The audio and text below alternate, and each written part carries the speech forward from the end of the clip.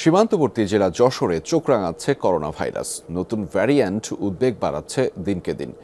এক বুধবারেই এই জেলায় দুজনের মৃত্যু হয়েছে। তবে সংক্রমণ বাড়লেও এখনও সরকারিভাবে শুরু করা যায়নি করোনা পরীক্ষা। যন্ত্রপাতি, জনবল সবই প্রস্তুত, অপেক্ষা কেবল কিটের।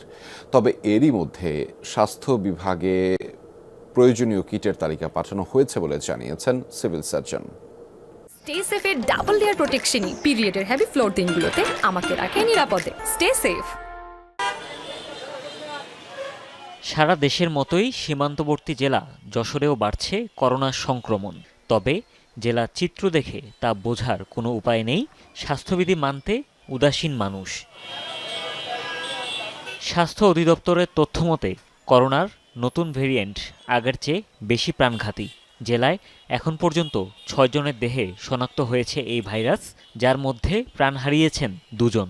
আতঙ্কিত আমরা, কিন্তু সেরকম জনসাধারণ সেরকম সচেতনতা আমরা এখনো লক্ষ্য করতে পারছি না আর কি। শঙ্কিত, কারণ এখনো পর্যন্ত যদি চারপাশে দেখা যায় কেউই তেমন সুরক্ষা ব্যবস্থা কোনো কিছু নেয় নাই, এবং সরকারেরও তেমন কোনো ভূমিকা আমরা এখনো পর্যন্ত দেখি নাই কোনো বিষয়ে। আমি আতঙ্কিত না, কারণ আগেও করোনার ভিতরে চালাইছি, আল্লাহর রহমতে কোনো সমস্যা হয়নি।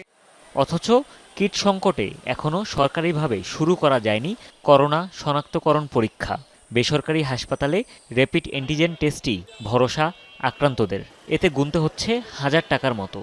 আতঙ্ক না হয়ে যতটুকু সতর্কতা আছে সেটুকু মেনে চললে হবে আমার খেয়াল। শুরুতে যদি পদক্ষেপ না নেয় তাহলে বড় ধরনের আশঙ্কা হতে পারে। করোনার প্রথম দফায় এ জেলায় পরীক্ষা নিরীক্ষার অন্যতম মাধ্যম ছিল যশোর বিজ্ঞান ও প্রযুক্তি বিশ্ববিদ্যালয়ের জিনোম সেন্টারের আরটিসিপির মেশিন। এবারও প্রস্তুত ল্যাবের যন্ত্রপাতি ও জনবল, অপেক্ষা কেবল চাহিদা মোতাবেক কিটের। বিজ্ঞান প্রযুক্তি বিশ্ববিদ্যালয় থেকে তাদের প্রয়োজন মতো চাহিদা নিয়ে এটা আমরা স্বাস্থ্য অধিদপ্তরে প্রেরণ করেছি। ওনারা আমাদের কিটগুলো সংগ্রহ করা হলে আমাদেরকে জানলে আমরা কিটগুলো নিয়ে আসবো। করোনাকালীন সময়ে আমাদের জিনোম সেন্টার সর্বোচ্চ সার্ভিস প্রোভাইড করেছে, টেস্টিং সার্ভিস। সেই সার্ভিসের প্রস্তুতি আমরা নিয়ে রেখেছি। আমাদের এখানে সরকার কর্তৃক যে কিট সরবরাহ করা হয়, সেই কিটটি পেলেই আমরা তাৎক্ষণিকভাবে আমাদের টেস্টিং কার্যক্রম আবার শুরু করব। ২০২০ সাল থেকে এখন পর্যন্ত যশোরে করোনা রোগী শনাক্ত হয়েছে ২৫,০০০-এর বেশি। এর মধ্যে প্রাণ হারায় প্রায় ৬০০ মানুষ। হুমায়ুন রশিদ, যমুনা নিউজ।